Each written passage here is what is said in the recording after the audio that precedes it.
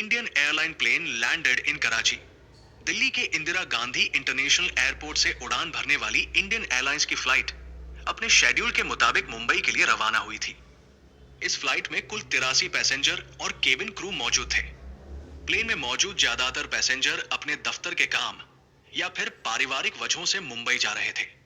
इनमें से किसी को जरा भी अंदाजा नहीं था कि ये सफर उनकी जिंदगी का सबसे भयावह सफर बनने वाला है। वे सभी मुंबई की जगह दुश्मन देश के ऐसे एयरपोर्ट पर लैंड करने वाले हैं जहां पर उनकी जिंदगी का सौदा होने वाला है। 10 सितंबर 1976 की इस घटना में इंडियन एयरलाइंस का प्लेन आसमान में अपनी अंतिम ऊंचाई तक पहुंच चुका था। अचानक 6 युवक अपनी अपनी सीटों से उठे। उन्होंने एक दूसरे को इशारों ही इशारों में बात की और अलग अलग दिशा में निकल पड़े। 2 युवक तेजी से कॉकपिट की ओर बढ़े, जबकि बाकी 4 प्लेन के अलग अलग हिस्सों में जाकर खड़े हो गए। कोई कुछ इस बारे में सोच पाता, इससे पहले दोनों युवक कॉकपिट के भीतर घुस चुके थे। कॉकपिट में मौजूद कैप्टन बी.एन. रेड्डी और कोपायलट आर.एस. यादव कुछ बोलते, इससे पहले दोनों युवकों ने पिस्तौल दोनों पायलट के माथे पर सटा दी। हाईजैकर लीबिया ले जाना चाहते थे प्लेन।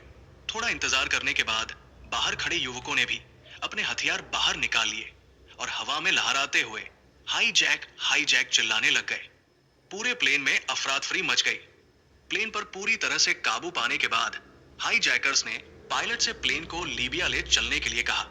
कैप्टन रेड्डी ने संयम रखते हुए स्थिति संभालने की कोशिश की। उन्होंने हाईजैकर्स को समझाने की कोशिश की कि यह फ्लाइट केवल दिल्ली से मुंबई के लिए निर्धारित थी और फ्यूल की मात्रा भी उतनी ही थी।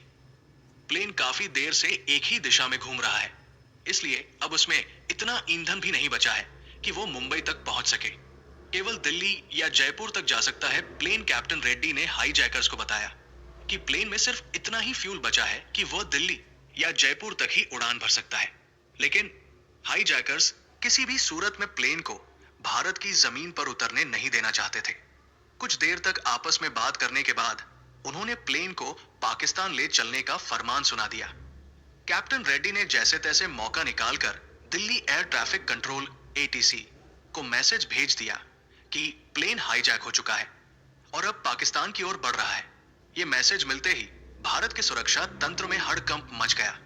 रक्षा मंत्रालय और विदेश मंत्रालय दोनों सक्रिय हो गए। भारत की चेतावनी के बाद हरकत में आया पाकिस्तान।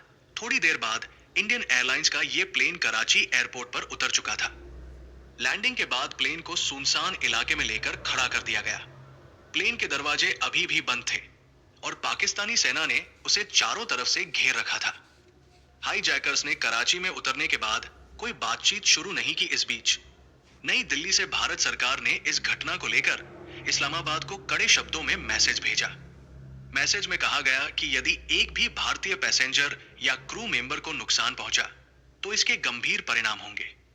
भारत की चेतावनी का असर हुआ। पाकिस्तान ने जल्द ही अपने सैन्य अधिकारियों को स्थिति संभालने का आदेश दिया। हाईजैकर्स की मेहमानबाजी में छिपी थी ये चाल पाकिस्तानी सेना ने पहले तो बेहद नरम रुख अपनाया। उन्होंने हाईजैकर्स को भरोसा दिलाया कि वे उनकी मांगों पर विचार कर रहे हैं। इसके बाद उन्हें बिरयानी, जूस और कोल्ड ड्रिंक जैसे खाने पीने की चीजें भेजना शुरू कर दी।